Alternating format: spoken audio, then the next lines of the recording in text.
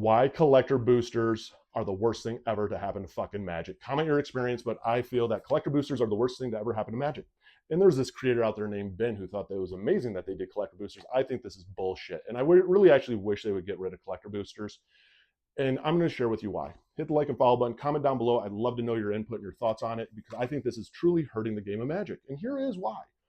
I got into Magic, just to give you a little backstory, 1993 is when I got into Magic. I was 13 years old. That's when I became a big fan of Magic. I learned off of Unlimited and Revised, Legends, Antiquities, The Dark.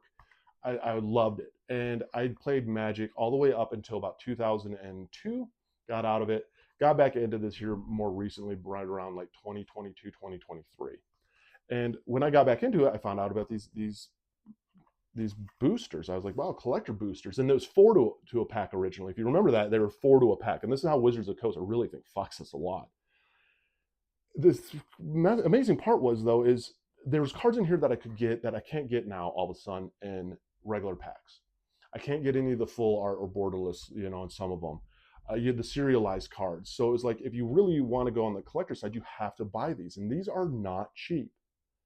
And now all of a sudden, you're bringing in more of that Pokemon collector side that doesn't necessarily want to play. They want to either flip, they want to collect, artwork, whatever. And I get that this was maybe to expand it or to enhance it, but what they did is they went all of a sudden from 4 up to 10. And these things get expensive. I mean, a 10 pack of these, Final Fantasy is unique because I did buy a booster box of this. I will say it was the worst investment I ever did. I didn't do it for investment wise. I just wanted to buy one of these because I'm a huge Final Fantasy nut. But I'm watching people spend like $300-$400 on a box, and you're pulling, if you're going after value, pulling $50, $80. You're not going to make your money back on these. You're not. It hits that pure gambling side that, yeah, you might hit that one card, but you're probably not. It's not going to happen.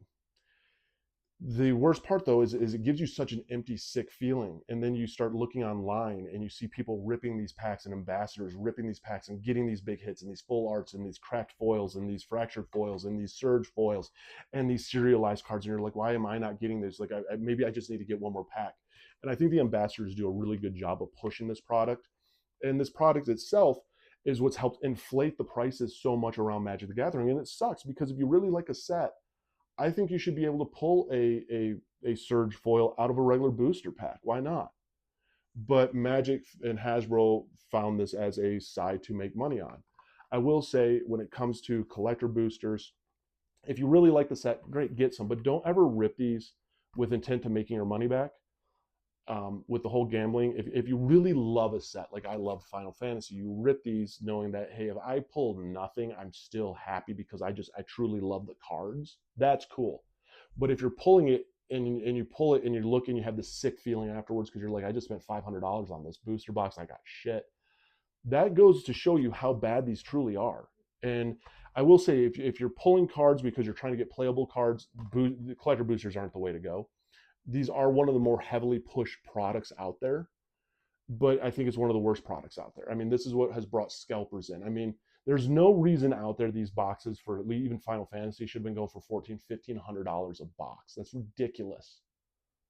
But they were. And even the prices still on these things are ridiculous. I'm watching prices on Hobbit just going through the roof. My suggestion is pass on them. And as much as you really maybe want to buy one because there's a chase card in there, go buy the chase card. Don't buy the box because you're not going to probably get your money back. It's one of the greatest things that Wizards of the Coast and Magic the Gathering has done to fuck us. And I think the only way really around it is the more that products sit on shelves, the more that we boycott essentially the products and play the game the way that you want to and not chasing what the ambassadors tell you to buy. I think maybe at some point, maybe Wizards of the Coast will look into it and maybe do some changes. Who knows? But again, it does come around bottom line and pricing. My opinion, though, don't buy collector boosters unless you truly, truly love the set. Otherwise, you're going to get fucked. Hey, let me know your comments. Let me know what your experience is with it. Hit the like and follow button. Comment down below. I'd love to know how they work out.